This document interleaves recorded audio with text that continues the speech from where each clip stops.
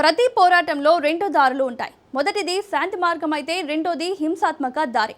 దశాబ్దాలుగా అణచివేస్తున్న ఇస్లామాబాద్పై పోరాటానికి Baloch liberation army హింసాత్మక మార్గాన్ని ఎంచుకుంటే ఓ సాధారణ వైద్యురాలు మాత్రం శాంతి మార్గాన్ని ఎంచుకున్నారు.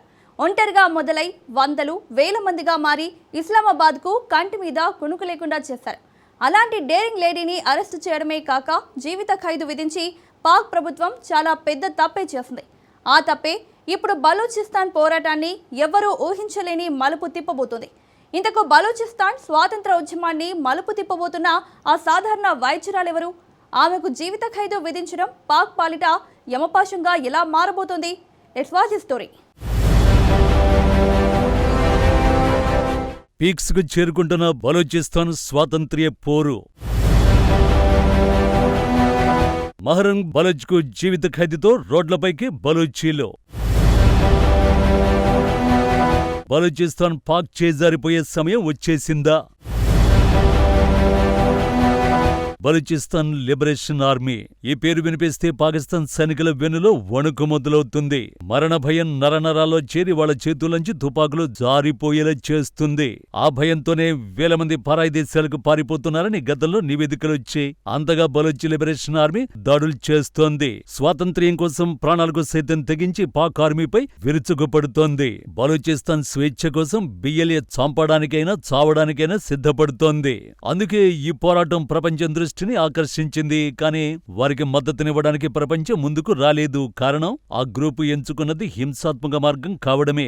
కానీ బలూచిస్తాన్ స్వాతంత్ర్యం కోసం పోరాడుతోంది బలూచ్ లిబరేషన్ ఆర్మీ ఒక్కటే కాదు, ఆ ప్రాంతానికి చెందిన మహిళా లోకం కూడా. బిఎల్ఏ గన్స్ చేతబడితే అక్కడి మహిళలు పిడికిళ్లు బిగించి నినదించడం మొదలుపెట్టారు. ఆ పోరాటం నిన్నో మొన్నో మొదలైంది కూడా కాదు, ఏళ్లుగా జరుగుతున్నదే. కానీ బిఎల్ఏపై జరిగినంత చర్చ ఈ మహిళా పోరాటంపై జరగలేదు. అందుకు కారణం వీళ్ళు ఎంచుకున్నది శాంతియుత మార్గం కావడమే. కానీ ఈ పోరాటానికి ఉన్న పవర్ ఏంటో ఇస్లామాబాద్కు ఇప్పుడే తెలిసొస్తోంది. బిఎల్ఏ పాకిస్తాన్ ఆర్మీని వణికిస్తుంటే మహిళల పోరాటం పాక్ పాలకుల వెన్నులో వణుకు పుట్టిస్తోంది.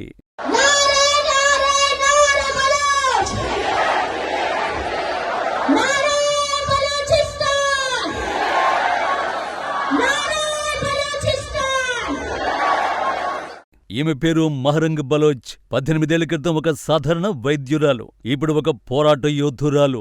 బలూచిస్తాన్లో దశాబ్దాలుగా జరిగిన అణచివేతలకు వ్యతిరేకంగా జరుగుతున్న పోరాటంలో మహిళా లోకాన్ని ముందుండి నడిపిస్తున్న నాయకురాలు. ఓ సాధారణ వైద్యురాలు ఉద్యమకారిణిగా మారి మహిళలందరినీ నడిపించడం వెనుక చాలా పెద్ద కథే ఉంది. మహరంగ్ బలోచ్ కుటుంబం బలూచిస్తాన్లోని కలాత్లో నివాసముంటుంది. ఆమెకు 5 సోదరీమణులు, ఒక సోదరుడు ఉన్నాడు. ఆమె తండ్రి అబ్దుల్ గఫార్ బలోచ్ కార్మికుడు, వామపక్ష రాజకీయ కార్యకర్త. మహరంగ్ బలోచ్ ఉద్యమ బాట పట్టడానికి కారణం పాకిస్తాన్ ప్రభుత్వమే. మహరంగ్ తండ్రి 2009లో కరాచీలోని ఆసుపత్రికి వెళుతుండగా పాకిస్తాన్ ఆర్మీ కిడ్నాప్ చేసింది. ఆ సమయంలో మహరంగ్ బలోచ్ వయస్సు కేవలం 16 సంవత్సరాలు మాత్రమే. అయినప్పటికీ ఆమె భయపడలేదు. తండ్రి కోసం పాకిస్తాన్ ప్రభుత్వానికి వ్యతిరేకంగా నిరసనకు దిగింది.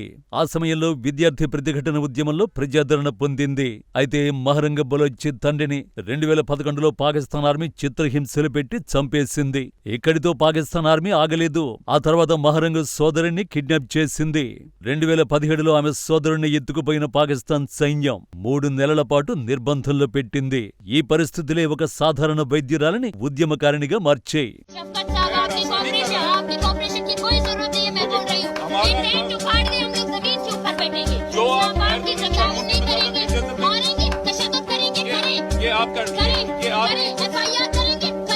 आप खुद से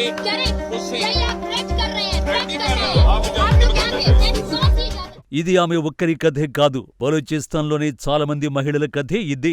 అందుకే ఆమె మొదలుపెట్టిన పోరాటంలో బలూచిస్తాన్ మహిళలు ఒక్కొక్కరుగా చేరారు. తమ కుటుంబ సభ్యులను ఎత్తుకుపోయిన పాకిస్తాన్ ప్రభుత్వానికి వ్యతిరేకంగా పిడికిళ్లు బిగించారు.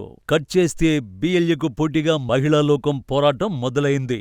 ఆ పోరాటం 2023లో పాక్ వెన్నులో వణుకు పుట్టించింది. బలూచిస్తాన్ అణచివేత, కిడ్నాపింగ్లకు వ్యతిరేకంగా ఆ ప్రాంత మహిళలను ఉద్యమంలోకి దించారు మహరంగ్ బలోచ్. 2023 డిసెంబర్లో దాదాపు 200 మంది మహిళలతో ఇస్లామాబాద్ వైపు దూసుకెళ్లారు.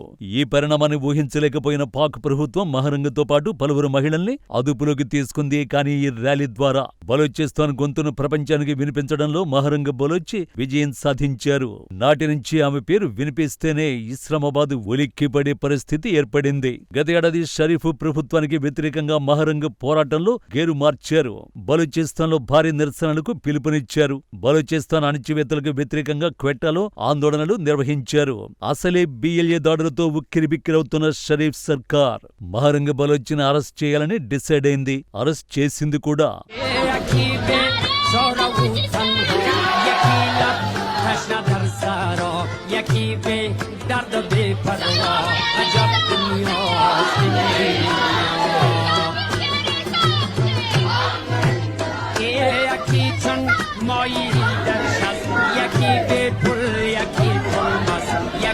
బలూచిస్తాన్ స్వాతంత్ర్య పోరాటాన్ని అణిచివేసే క్రమంలో షరీఫ్ సర్కారు చేసిన అతి పెద్ద తప్పు ఇదే.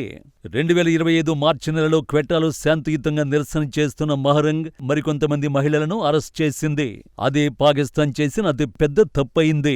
ఎందుకంటే ఆ తర్వాతే బలూచిస్తాన్లోని మహిళా లోకం ఉద్యమంలో దూకుడు పెంచింది.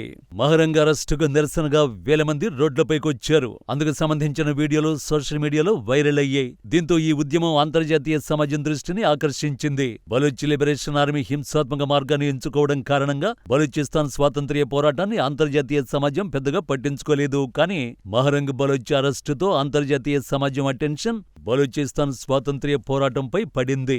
బలూచిస్తాన్లో పాక్ ప్రభుత్వం అణచివేతలపైన ప్రశ్నలు మొదలయ్యాయి. వివరంగా చెప్పాలంటే మహరంగ్ బలూచ్ అరెస్టు బలూచిస్తాన్ స్వాతంత్ర్య పోరాటంలో భారీ మలుపుగా మారింది. ఇదంతా తెలిసి కూడా పాక్ సర్కార్ ఇప్పుడు మరో తప్పు చేసింది. మహరంగ్ బలూచ్కి జీవిత ఖైదు విధించడమే ఆ అతి పెద్ద తప్పు.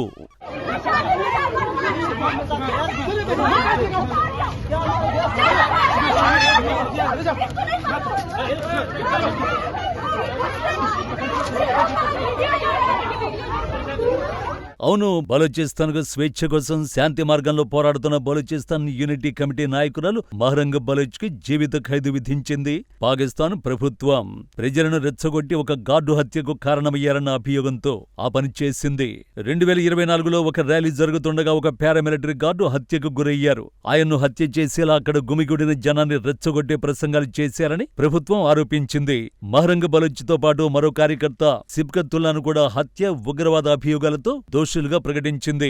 గ్వాదర్పోర్ట్ సిటీలో జరిగిన నిరసనలో రెచ్చగొట్టే ప్రసంగం చేశారని, దాని ఫలితంగా 30-40 మంది కలిసి తన సైనికుల్లో ఒకరి వాహనంపై కర్రలతో దాడి చేస్తూ రాళ్లు రువ్వారని ఒక భద్రతాధికారి బలోచ్పై ఆరోపణలు చేశాడు. షబీర్ అహ్మద్ అనే పారామిలిటరీ పోలీస్ గార్డును ఇతర గార్డుల నుంచి వేరు చేసి చనిపోయేంత వరకు అక్కడి జనం కొట్టారని ఆ అధికారి పేర్కొన్నాడు. బలూచ్ యూనిటీ కమిటీ నిర్వహించిన ఒక చట్టవిరుద్ధ సమావేశంలో ఈ ఇద్దరు కార్యకర్తలు చురుగ్గా పాల్గొని కేంద్ర ప్రభుత్వానికి చెందిన సెక్యూరిటీ సిబ్బంది హత్యకు కారకులయ్యారని క్వెట్టాలోని ఉగ్రవాద నిరోధక న్యాయస్థానం పేర్కొంది. న్యాయవాదుల బృందంతో కలిసి కోర్టు విచారణను బహిష్కరించిన ఈ ఇద్దరు కార్యకర్తలు తమపై మోపిన ఆరోపణలను ఖండించారు. మరోవైపు స్వీడన్ కార్యకర్త గ్రెటా థన్బర్గ్ కూడా ఈ విచారణను విమర్శించారు.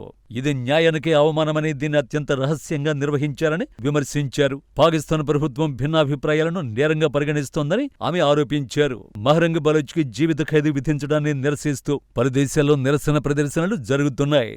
పాకిస్తాన్ ఆర్మీ బలూచిస్తాన్ నుంచి వెళ్లిపోవాలని, తక్షణమే మహరంగ్ను విడుదల చేయాలని డిమాండ్ చేస్తున్నారు. బలూచిస్తాన్లో కార్యకర్తలపై జరుగుతున్న అణచివేతపై ఐక్యరాజ్యసమితి సెక్రటరీ జనరల్ తక్షణం జోక్యం చేసుకోవాలని బలూచ్ మానవ హక్కుల మండలి పిలుపునిచ్చింది.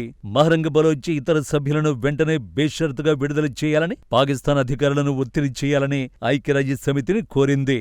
అలా మహరంగ్ అరెస్ట్ ఇప్పుడు బలూచిస్తాన్ స్వాతంత్ర్య పోరాటాన్ని అంతర్జాతీయ సమాజం దృష్టికి తీసుకువెళ్లింది. అంతర్జాతీయ సమాజం మద్దతుంటే బలూచిస్తాన్కు స్వేచ్ఛ దొరకడం విషయం కాదు.